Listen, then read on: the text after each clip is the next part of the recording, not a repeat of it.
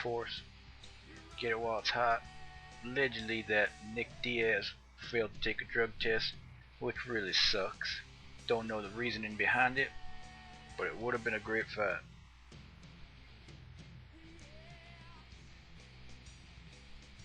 Don't even waste no time this time. Fabricio Werdum versus Mike Kyle. You know, the UFC really let go of that Werdum a little too quick after he got knocked out by Dos Santos.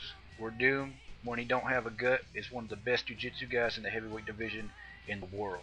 And he gonna prove that on Mike Kyle. Werdum, armbar. Gilbert Melendez versus Mitsuhiro Ishida. Ishida a little small. If he gonna win this fight, he gonna have to be in great shape and just pick Gilbert apart all 3 rounds.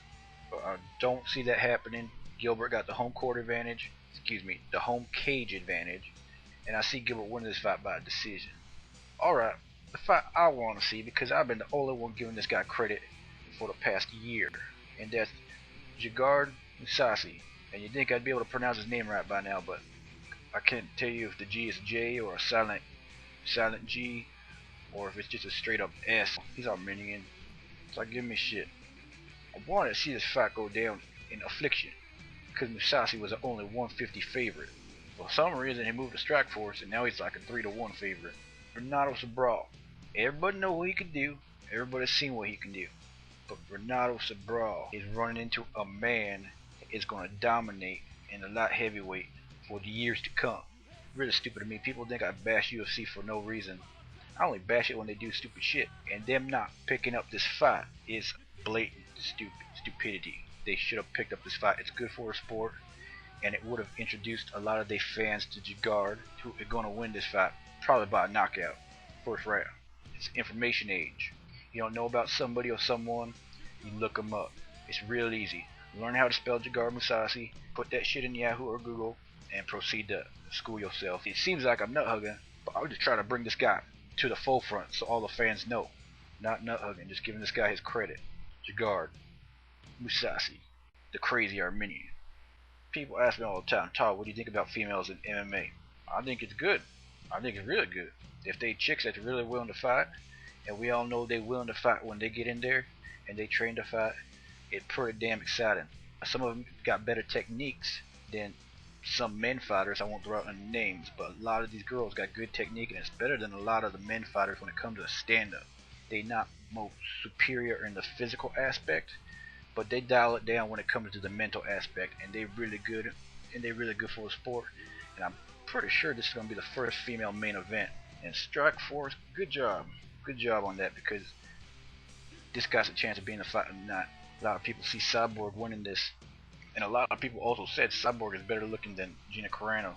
I don't want to get into the FHM aspect of this.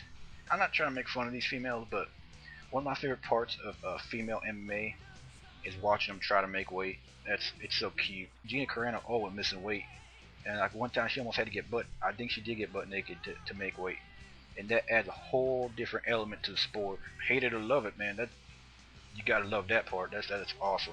Anytime you need someone to hold up your towel if you can't make weight, call me up. I'll be much obliged. Okay, the main event. I watched Cyborg's last fight, and I watched Gina Carano's last fight, and both of them were a little shaky.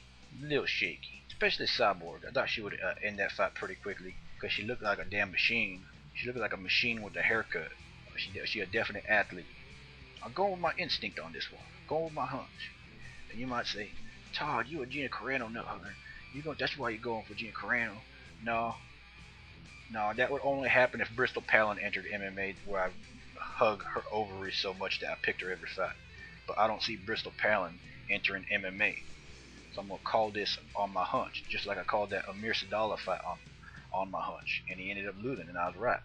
I think she's going to win it in a unanimous decision, because I don't see either of these females giving up. Hell no. This is going to be closest thing to war in a cage. And you can quote me on that one. Both got great stand-up. I really don't see it going to the ground unless it's like by default. You know what I mean? Like they get so exhausted they just end up on the ground. I see this being a stand-up fight. Cyborg thinks she could beat her standing up. Gina thinks she could beat Cyborg standing up. 1 + 1 = 2. And it's going to be like a rock'em sock'em robots with 2 females. And I think that's how it's going to be all the way to decision. Gina Carano by unanimous decision.